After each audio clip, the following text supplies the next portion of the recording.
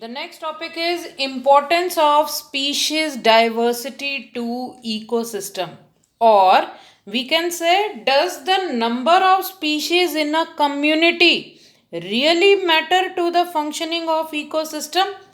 क्या किसी इकोसिस्टम की फंक्शनिंग के लिए नंबर ऑफ स्पीशीज रियली कोई मायने रखता है ना?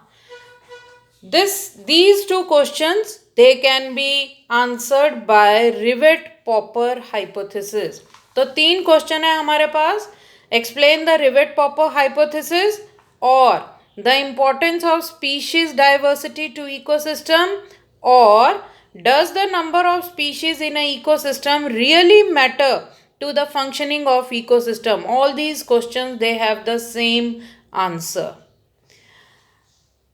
Actually, there is no definite answer.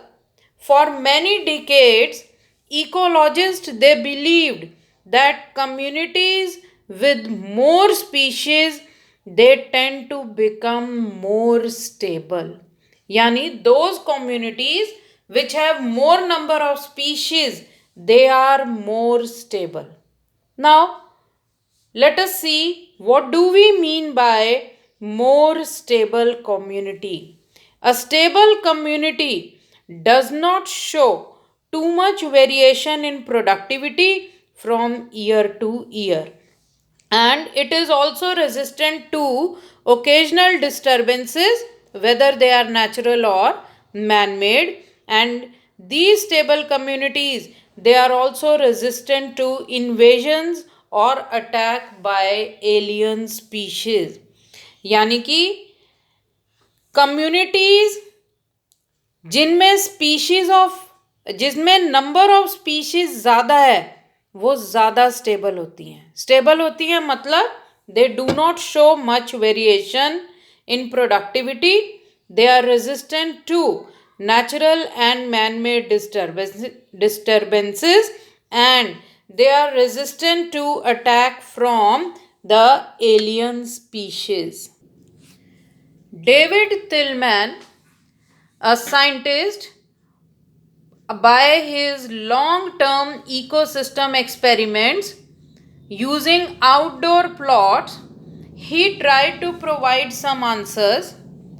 Tillman found that plots with more species show less variation in total biomass year after year, and increased diversity contributes to higher productivity. यानी जहाँ पे number of species ज़्यादा है उन ecosystems में variation कम है, और we can say increased diversity it contributes to higher productivity. And rich biodiversity is not only essential for ecosystem health but it is also necessary for survival of human race. At a time when we are losing species at an alarming rate, the question arises that does it really matter to us if few species they become extinct? यानी human race पे को सच में क्या कोई फर्क पड़ेगा अगर कुछ स्पीशीज गायब हो जाएंगी, टोटली एक्सटिंक्ट हो जाएंगी, या how is our quality of life affected if instead of 20,000 we have only 15,000 species of plants. और वी कैन से कि अगर इस अर्थ पे 20,000 की जगह 15,000 स्पीशीज रह जाएं आंट्स की, तो क्या हमारी लाइफ पे सच में कोई फर्क पड़ेगा? Would the western Ghat ecosystems be less functional if one of its frog tree species it is lost for ever? यानी वेस्टर्न घाट इकोसिस्टम्स की फंक्शनिंग कम हो जाएगी अगर एक स्पीशीज ट्री फ्रॉग की वहां से खत्म हो जाए. There is no direct answer to such questions, but we can develop a perspective through the Rivet-Popper hypothesis. It was used by Stanford ecologist Paul Enrich, the hypothesis is explained as: suppose in an airplane, all parts are joined together using thousands of rivets. एक aeroplane में aeroplane is considered as ecosystem, and different parts of the plane they are joined together by the rivets, screw, जिनको हम क्या बोलते हैं, species. जैसे कौन कौन से पार्ट्स हैं एरोप्लेन के? सीट्स हैं, विंडोज हैं, विंग्स हैं. तो these different points they are joined together by rivets. Rivets, screws, और यहाँ पे हम उनको क्या कंसिडर कर रहे हैं? That is species.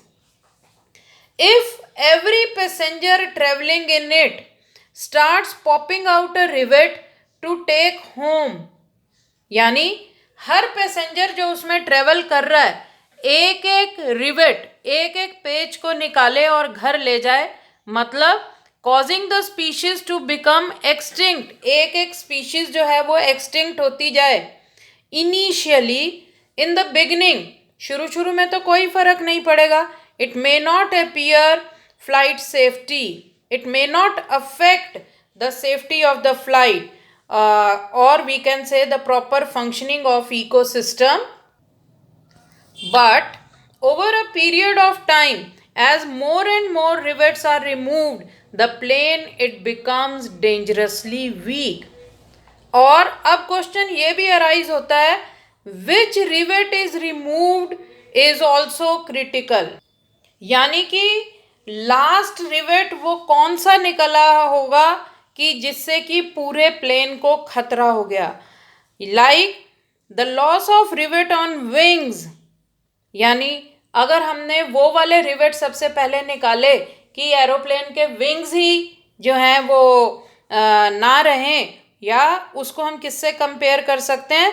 That the key species in the ecosystem they have become extinct. So it would be most dangerous for the functioning of ecosystem, and it will cause more serious threats to the flight safety than the loss of few rivets on the seats or window inside the plane. यानी कि seats वाले rivets को निकालना या Windows के rivets को निकालना, it is